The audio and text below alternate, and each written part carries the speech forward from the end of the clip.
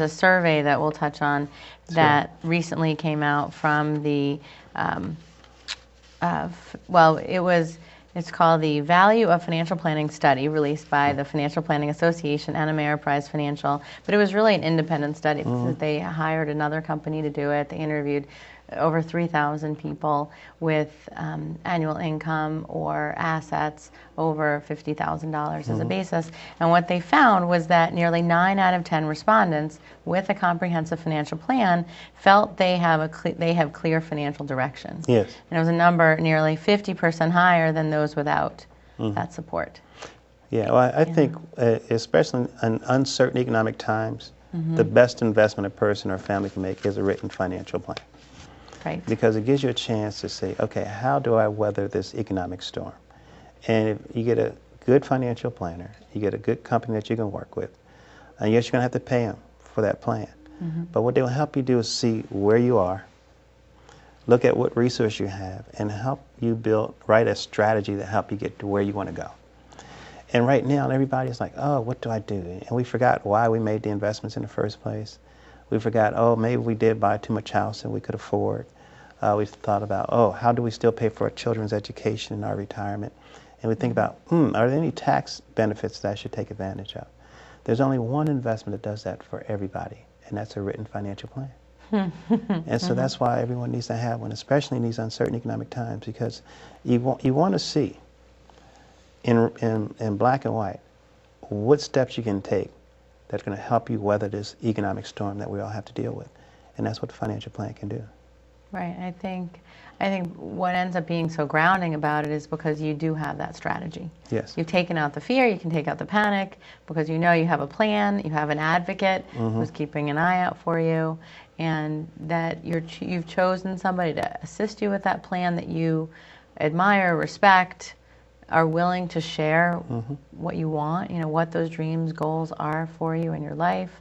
And it's almost like you're like the emperor's new clothes. Sometimes when you have to go reveal yourself in front of a financial planner, but you get to get dressed. You get to really suit up in a way that works. And you.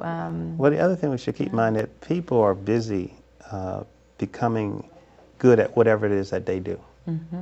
And you can't expect that same person to then become an expert in all the financial products and services that are available today. I mean, if you need dental work, you don't do it yourself. You go to a dentist, and that's what the same thing with financial planning process is about. Find a financial planner that you trust, who's done work for a friend or family member that's doing well, who can give you a referral. And let that person help you so that you don't have to go through the pain, economic pain by yourself. It's very comforting, at least to have somebody to talk to about what's going on right now, because many Americans don't have anybody to talk to about their financial concerns. I know, I get calls. They want someone to talk to, they've finding my number, so I understand completely. Yeah. And I think, you bring up some really good points in terms of having that person that you trust, having that person that you can talk to about it, and that has your best interests at heart. Because that's essential nowadays to be able to know that you're on track, to be able to know that someone's looking out for you, and that when these things come up, you're okay. One of the things that's a very important component of that plan is your cash flow. Almost having people start with, well, how do they track their own finances, and simplifying that. I think a lot of times that people overcomplicate it somehow. What I find, and I'm curious to see what you find, but that most people feel that they're in the minority not knowing what they're doing around their finances. And I find that it's the majority of people that are coming to me that feel like they don't know what they're doing. So they're clearly not in the minority. They're very much in the majority.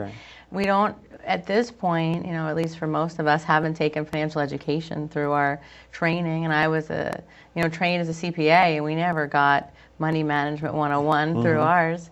Much more complicated courses, I can assure you.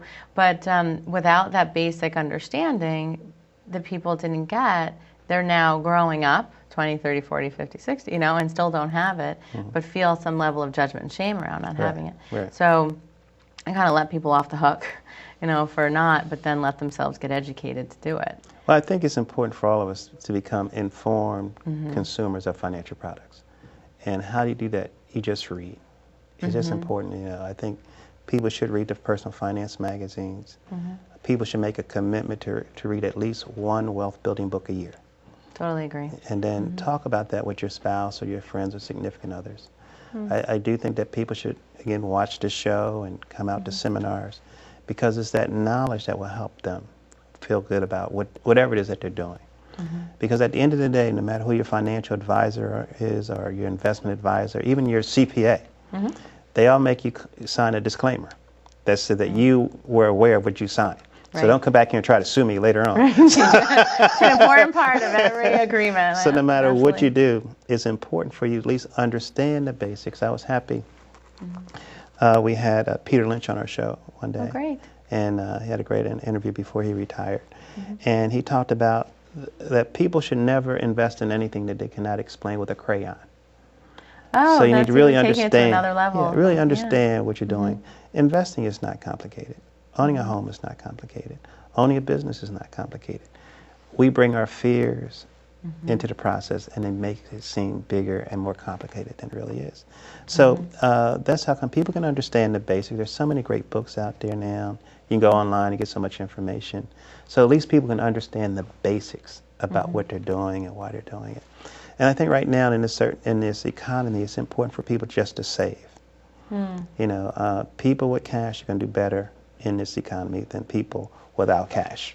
Absolutely. You really need to have That's cash these days, right? Totally So I want to encourage more people to try to reduce their debts and increase their cash, increase their savings. And yes, they need to continue investing in their 401ks on a monthly basis and their pension plans on a monthly basis and their children's college funds on a monthly basis. But you can do all this if you have a plan. And you can see where your resources are going and how you can reach your goals in the long term.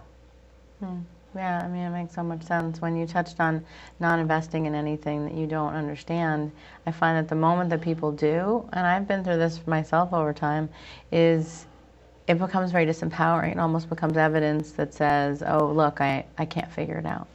So it's so important to make sure that, I like the idea of Peter Lynch's, you can't do it without a crayon. He's a fellow Boston College alum as well. So, well, the thing is today, everything has gotten so complicated, even the credit card. I mean, you think you have a basic credit card and even have a debit card, and they tack on so many different fees that you weren't aware of, and so many, you know, this credit card, well, this debit card, if you use it the wrong way, they're still going to charge you.